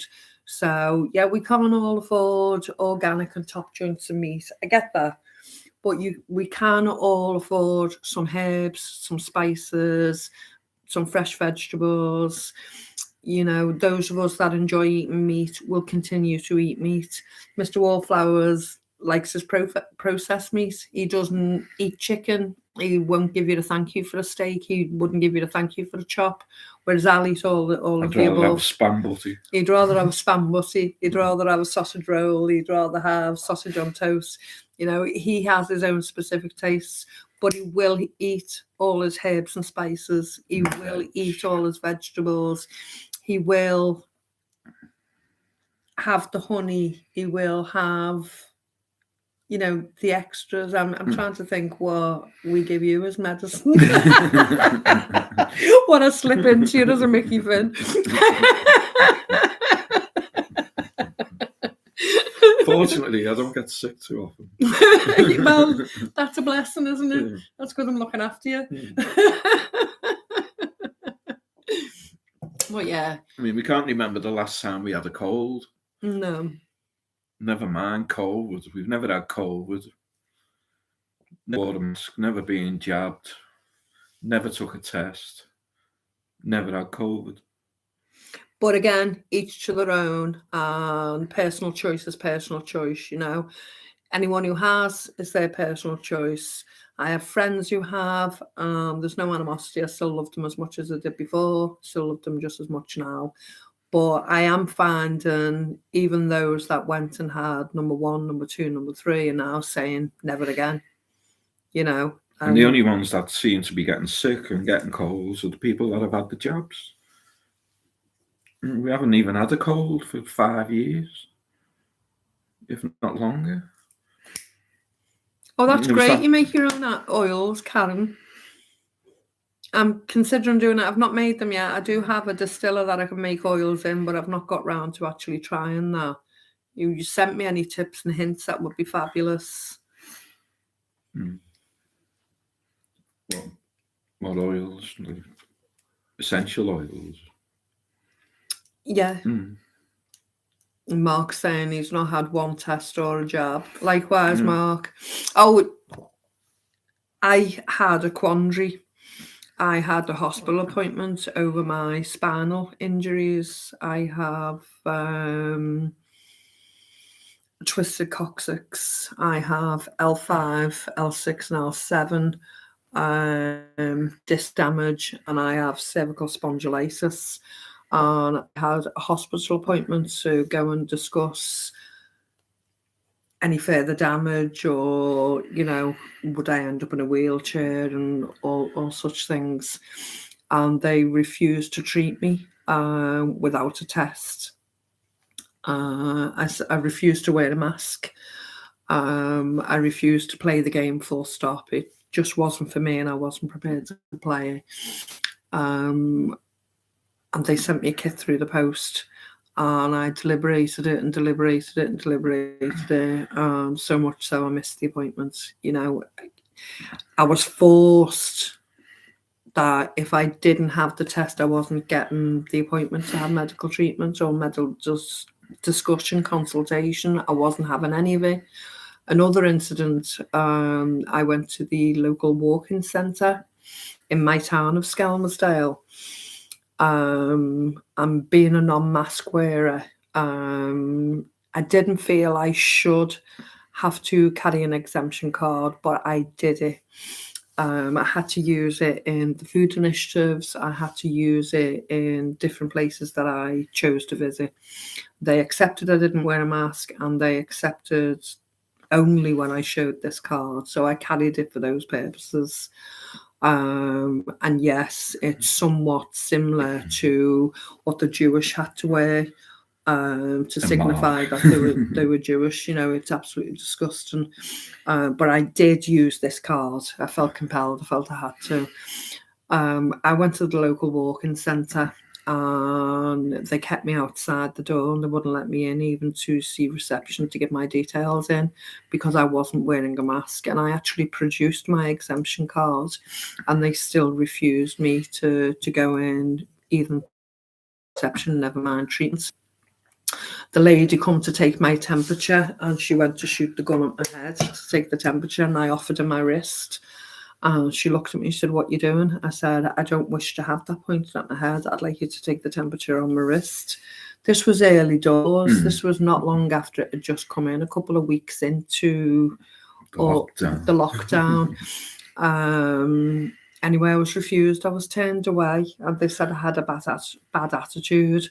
So I took the patients. I never rose. I never give any bad attitude. I just calmly stated, no, I have my exempt card. I'm not prepared to wear a mask. I don't want temperatures taken from my head. I want to have it taken from my wrist. I was calm. I was astute in my attitude. They refused me treatment. So I asked for the gentleman's name. This was in a walk-in centre. In a walk-in centre in Skelmersdale. I asked for the gentleman's name, and fair enough, he gave me it. And I went home, and our walk-in centre is Virgin Care NHS, another sold off commodity that's meant to be our free national health, but it's run by, Virgin Care. So I contacted them, I phoned them, I phoned disability, I phoned quite a few different people. And long and the short of it is, Virgin Care NHS actually gave me a written apology. Well, it was an email format. First, and then written. A written apology for how I was treated, how I was rejected and not allowed into the walk-in centre, and how I was not treated at the time. And they actually praised me at the time for asking for the temperature to be taken on the wrist rather than the head. And it was something they instituted as a normal everyday thing rather than automatically pointing it to somebody's head. They would then stand back and wait to see if someone offered them the wrist. But if they didn't, they would still do it to other people's heads. It hadn't been a thought in their process that we didn't want things like that pointed to our head. So yes, I had the apology, I had it in written format, and I've kept hold of it. So I've got that document now. So yeah, these are just little wins, Yes, I was still refused treatment, yet I was still ill, But we went straight to the hospital then, and the hospital didn't. The hospital didn't ask me to wear a mask. The hospital didn't put me through the stress. Any of that kerfuffle, the hospital treated with respect. And they didn't even segregate me. I sat in a waiting room with all the other maskies and sat there, we all together, and nothing. We still communicated, treated each other like humans, like you'd expect. That lockdown is just an experiment to see how it went for what's coming next. They knew that they'd have to try it out somewhere. They tried it out there, and whatever's coming next, they know they can get away with it. As long as we stand up and be strong and say no. I'm just reading through some of the comments. Mark says COVID didn't affect my life at all. So sad, really, if you think about it. It's not. It just didn't affect us. It didn't affect us at all. We carried on doing the same as what we'd always done. Went out seeing friends, went out, whatever. Abigail saying her husband's in a wheelchair and nobody came near him. He kept hoping because I would have started. I can see it vividly. My husband, Linda's saying, my husband is immune compromised after being exposed to sarin gas during the first Gulf War, so we were very careful. I appreciate that, and as I say, there's no judgments, you know.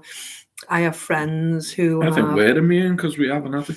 I have friends who have parents, you know, in nursing homes. I have friends who have disabled children in facilities that they have to go and visit them in.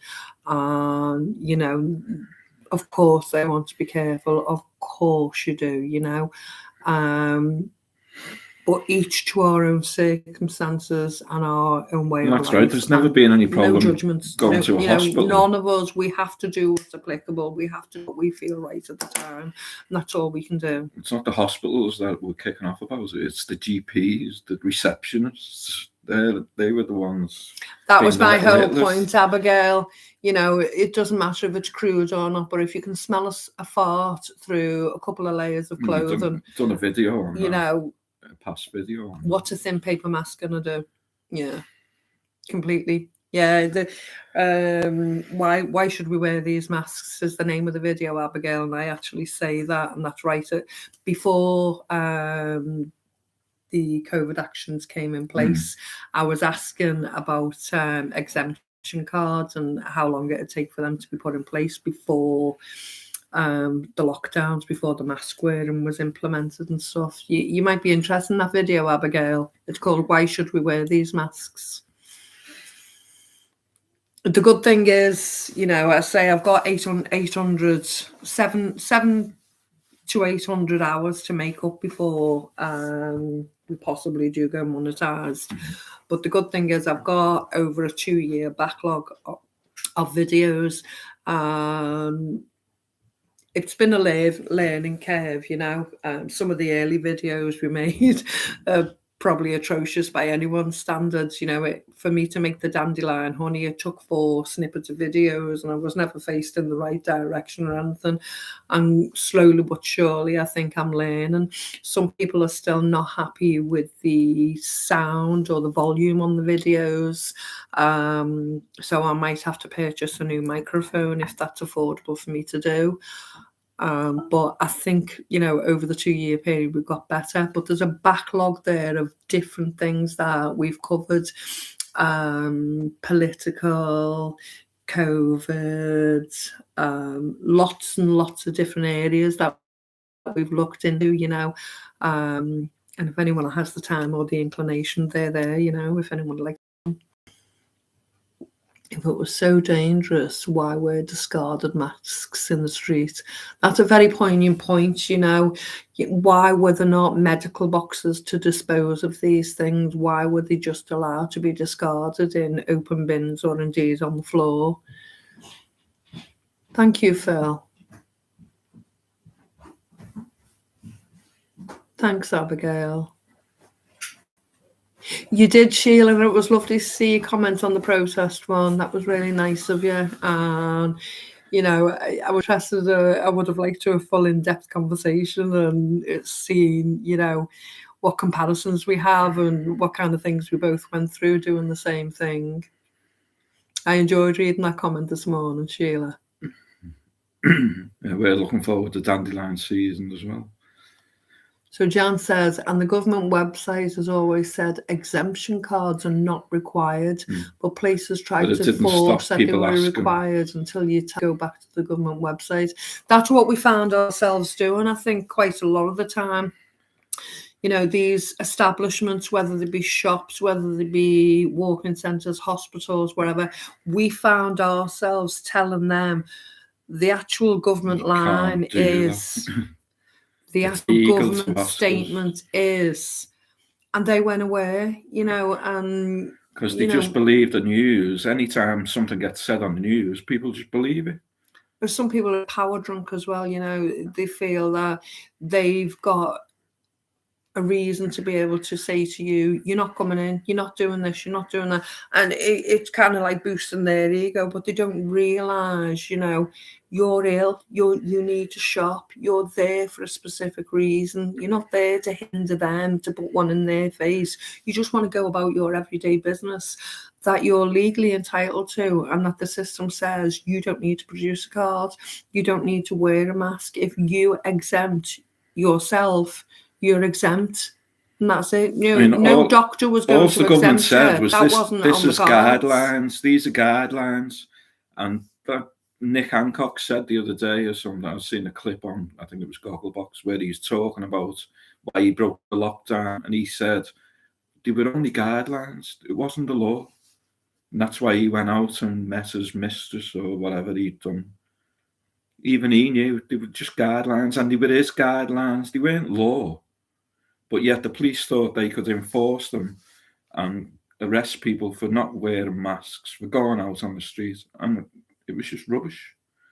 No one's being prosecuted for going out on the street and not wearing a mask. You might have got arrested for it. Yeah, but that arrest wasn't enforceable. They couldn't actually give you a charge from it afterwards, so it was dropped. So it was a waste of the public purse. You have to do this. You have to do this. That's what they were telling you on the news. And the amount of people that believe anything that comes off the news. Exactly, mandates aren't law. We stopped watching the news because we'd sit there and it'd be like a comedy show. We'd go, how can they say that? How can they say that? That's a lie. That's a lie. So we stopped watching the news. It's there to instill fear in people, to get you to do what they want. You only have to see that a couple of weeks ago when Russia got accused of bombing Poland. And they said, we can't judge, so we don't know the facts, so we won't judge, but it was Russia that done it. Instantly. We're not going to judge, but this was them. Yeah. The news just tell you what they want to tell you. It's called television. It's called a television program. It's programmed your mind. When we realize can see. Yeah. Television, the drug of the nation. The revolution will not be televised. Aye. Mm-hmm. The other thing I wanted to say, though, about my not wearing the mask and not playing the game, so-called, I wouldn't have put myself in the public had I been ill. Had I consciously thought I had a severe cough and cold, I wouldn't have put myself in a position where I was in front of other people because of people's mental attitude towards that. I wouldn't have put myself in those positions, and I wouldn't have put other people in that position to then worry about me being in their company. So, you know, I do have empathy for how other people perceive things differently, but I won't be forced into behaving into a way I don't agree with just to keep the peace. But I will not create upset if I think it would do. I will keep my space then. I hope that makes sense. We're rebels without a cause. Yeah, I think we've got every cause. I think we've all got a cause at the minute. And it's called survival, isn't it? Yeah. And that's why we're preppers. That's it. Wait till we learn the real history. His story. Yeah. The history is only made by the winners. There's a lot of hidden history there. And if you go on YouTube and look at hidden histories, it just blow your mind. We like alternative history. We look at different versions of it, don't we? We like to... We're both brought up Catholic, but we're not churchgoers. I believe in a creator. Brian doesn't. And we have different views, but we can still have a mature conversation without falling out about it. You know, I don't know. I think it's more likely to be a greater than a Big Bang. The Big Bang theory is just ridiculous. Nonsensical, yeah. And all this Darwin evolution. I'm just not having that.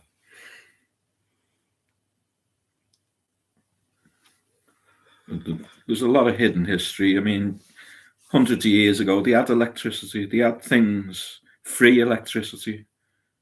I mean, all these people had to make these free things, like cars that run on water. They all end up dead. There's pictures from the 1800s where there's a lady on an electric scooter. There's pictures of... There's HT filming in the 1900s, digital...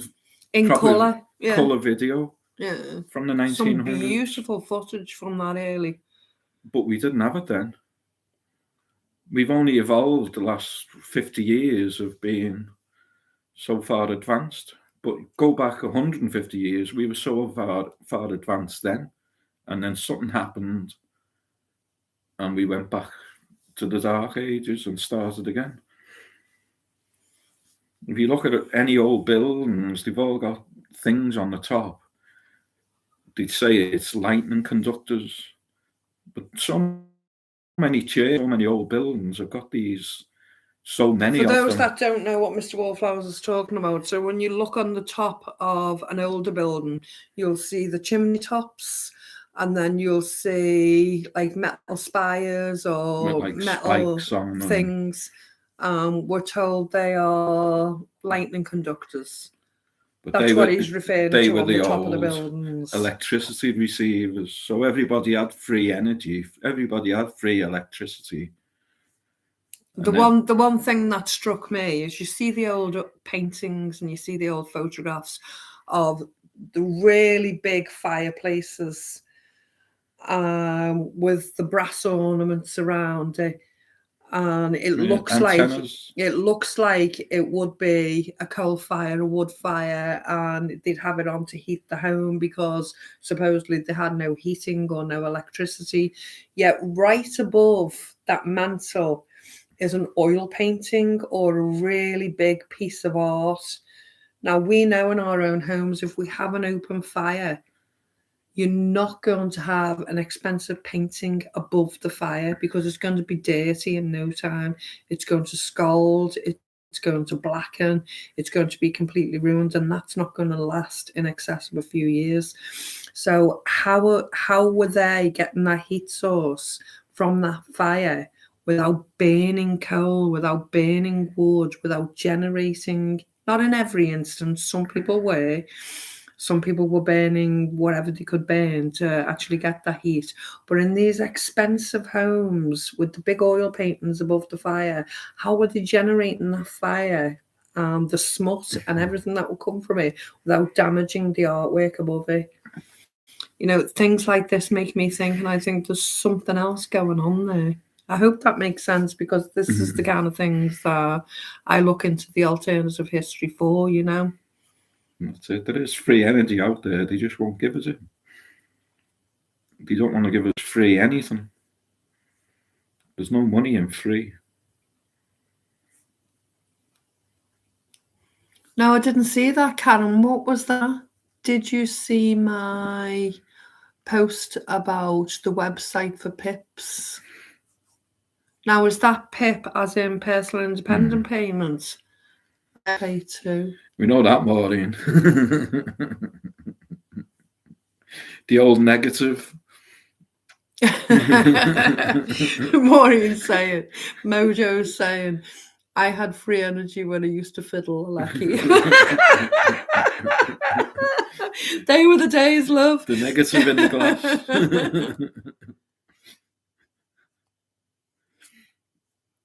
I don't think we'll ever know who built Egypt and who built the pyramids, and I think we can all have theories on that, Abigail.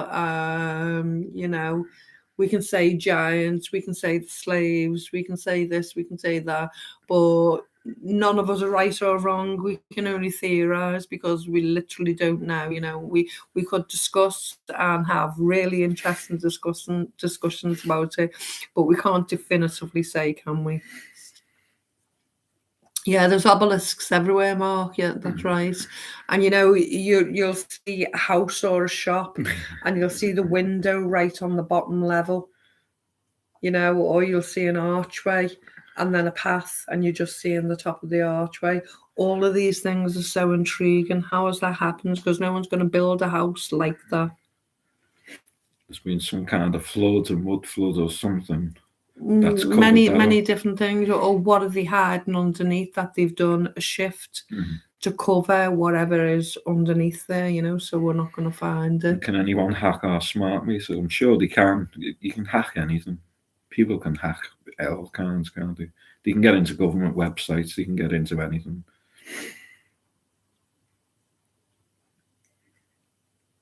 And that's it. With the smart meters, they can just turn you off. Smart anything.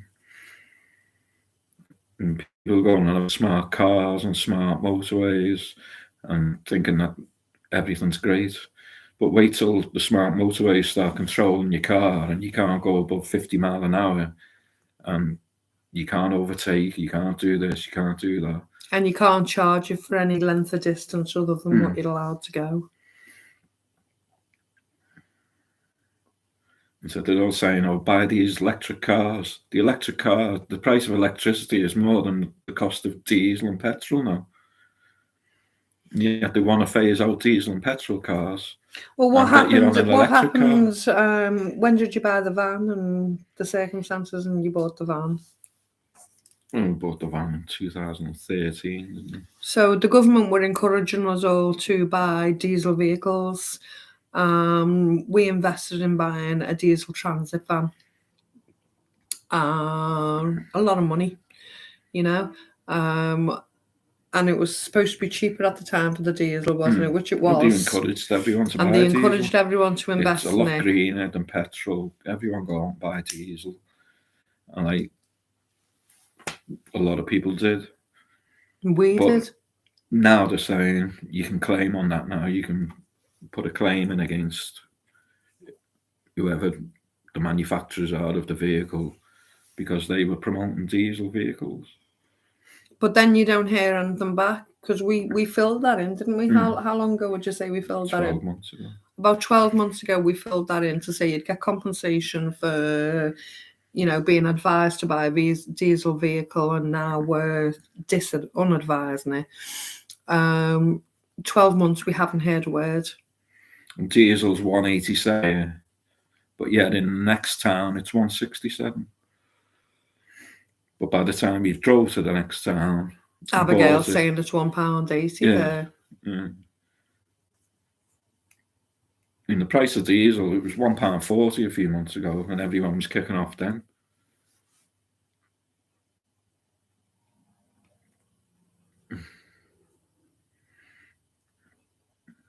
That's it. Just don't trust the smart. They're pushing their smart agenda. Yeah.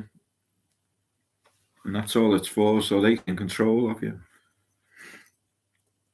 It's like Sky Electric, isn't it? You just turn it on and turn it off when you feel like. I brought my flask along, so I'm just going to top up my cup. But some people think it's great. I've got a smart telly. I've got a smart fridge. A smart watch, a Fitbit. Wait till they turn it off, see how happy you are then. Just saying that though, most of us have got the Android phone. It's a smartphone. And we're carrying that with us on our person, everywhere. The black screen and all that. So everyone's addicted to them now, and we've got them, and that's their thing where they can trace us. And we always said, we'll never be traced, but we can't do without our phones now. So we're in the system. I went just over 2 years without one, didn't I? About 3 years ago. I took it back on about 3 years ago. So 5 years ago, I decided not to use a phone. And I got through it. Didn't I? 2 whole years. after that, because I was away from home doing protests and different things, I felt I needed it for security because I was miles away from home and I needed to contact home and make sure my lifts were there and etc. So, but I managed 2 years without one. I was quite proud of myself for that. That's a good point, Mo. Don't put it by your ear. Always have the loudspeaker on when you're talking, when you take a phone call. Because they've covered that up as well.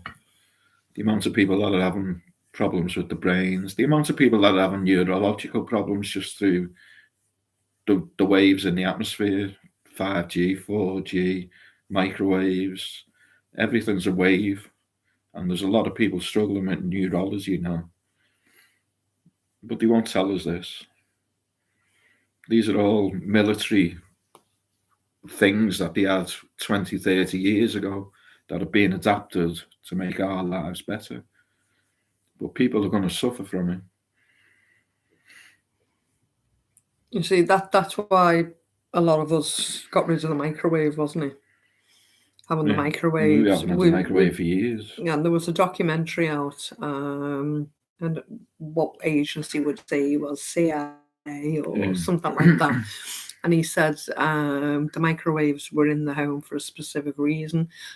They were actually killing people, not with the microwave in the home, but they were killing people with microwave technology. This was all military beam warfare. At someone with microwave levels could actually impair, damage, disable, or kill a person directed at them.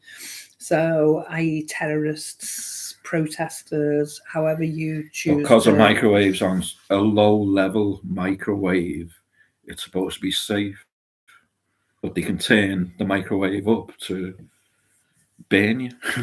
Sometimes surprises me how many preppers are still advising people to cook the food in microwaves, and saying, it's a cheaper way of providing or whatever. It might be cheaper in that short section, but is it cheaper in the long run on your health and your body? I don't know. And we just choose not to. Again, it's everyone's choice. We choose not to. I literally one day walked into the kitchen, picked the microwave up and took it to the bin. There was nothing wrong with it. The kids weren't happy. No, they weren't. The boys weren't happy at all. But they soon learned how to cook without it. And we never missed it. About a microwave. The only time we think about a microwave is if we see someone else recommending it or whatever. And as I say, it's a big shock to us to see it in the prepper community, because normally the preppers are thinking about this, That's it, 5G and stuff. They're never going to tell us the truth. But then have they had 5G before? But what comes after 5G, 6G, 7G, 8G? Well, so we get bombarded by even more powerful. We've got a local monopole. So that's your big lollipop white stand. Not the one with all the metal branches of it, but the lollipop white stands. They're called monopoles anyway, your 5G poles. And when our first one was switched on, I took my local MP up there to look at it because none of the boxes were locked. Everything was open. And I was asking him to ask the further questions of the local councillor. The local councillor, sorry. To ask him the further questions from the council and the officials who implement it and put it in place. Because it's less than 100 yards away, I was asking my local councillor, could he do a risk assessment on that in the immediate vicinity? We're 100 yards away. It's a direct penetration of some sort in the area. And what is the distance away that's classed as safe or dangerous? Because sometimes the emission can be dangerous for people just slightly out of the immediate area, and sometimes it can be more dangerous immediately in the immediate area. Science, who knows? So I asked him to question and to do a risk assessment on it, and of course they never come back. I asked for an FOI. Freedom of information. They come back. They said they couldn't disclose because it's an official secret. But going to that box, the boxes there, our monopole 3 years ago already had the capacity to go from 4G to 9G. And we don't even hear much about 6G, let alone 7, 8, 9. So our box already had the capacity 2-3 years ago to go up to 9G. It's crazy. It's absolutely crazy. And none of it is talked about openly. No risk assessments discussed. I think nothing. Starlink's covering most of the globe already. If it is a globe. That's another story. I mean, if you look up in the sky now, you think they're stars, but they're not stars because there's a red and a white light flickering. There's a red light above it, and they're the Starlinks. They're covering the whole sky.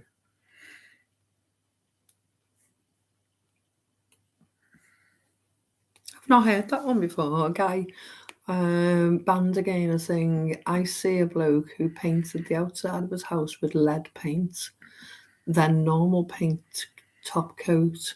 The signal drops dramatically. Probably. It's probably illegal as well. They probably come out and tell you can't do that.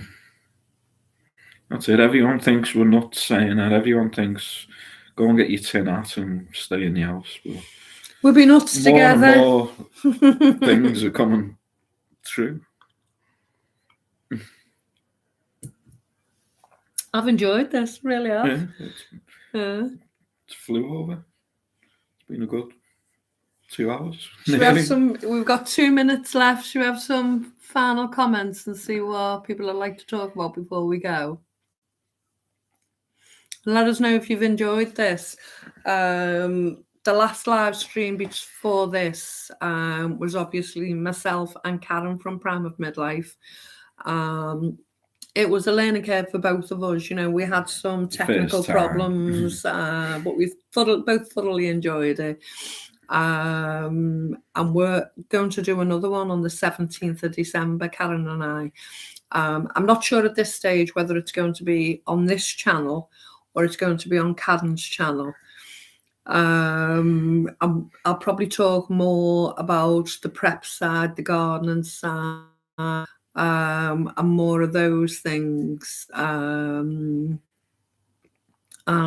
Karen is covers a lot of prep inside. She's prepping some meat she's canning some meat this week in a pressure cooker. But she does topical politics a bit more than what I do. We bounce off each other really, really well, don't we? You know, we enjoy talking to each other. We're striking up quite a good friendship. So we're actually going to be doing a live stream 8:30 on the 17th of December.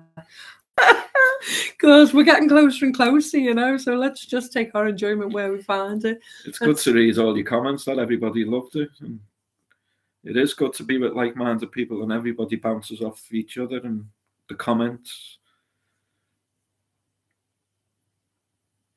Don't forget, if you haven't subscribed, please, we could use them. Have a look at our back catalogue of videos as well, just to get our watch time up. It's not the good thing about our channel. It's not just all one thing. We covered a lot of different things. Yeah, Karen's videos are amazing. Yeah, she covers a lot of good topics. I'm so impressed with the donations today. Absolutely fabulous. And I'm in awe of it, you know.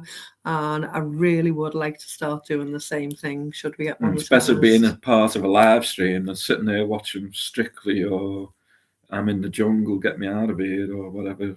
What a shite on there.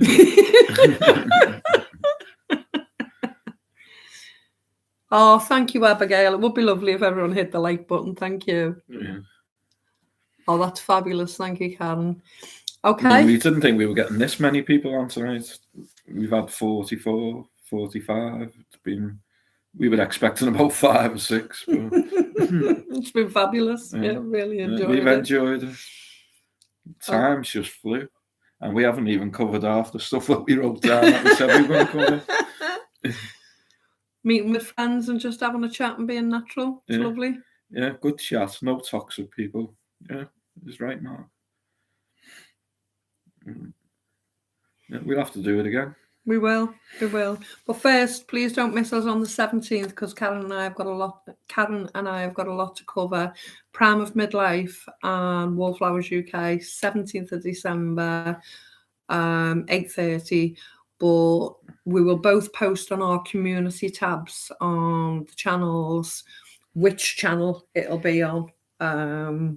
We haven't finalised that yet because Karen's been having a difficulty with the tab, didn't come up, go live together. And for some reason it appeared on mine, and Karen's got a much bigger channel than I have, obviously. So, yeah, I'm really looking forward to that. So we'll speak again then. And Karen said she saw it by chance. Oh. Mm-hmm. Yeah, okay. Love to everyone in our community. Yeah, let's come together. Let's show some love. Learn from each other. You know, we've all got a little bit of everything, and we can all put our best foot forward. We're all struggling. We can support each other. We We're can in take this it from together. there. No one's coming to save us. We're all we've got. Yeah, let's make the most of it. As I say, I'm looking forward to doing a Christmas project as well. So if there are any,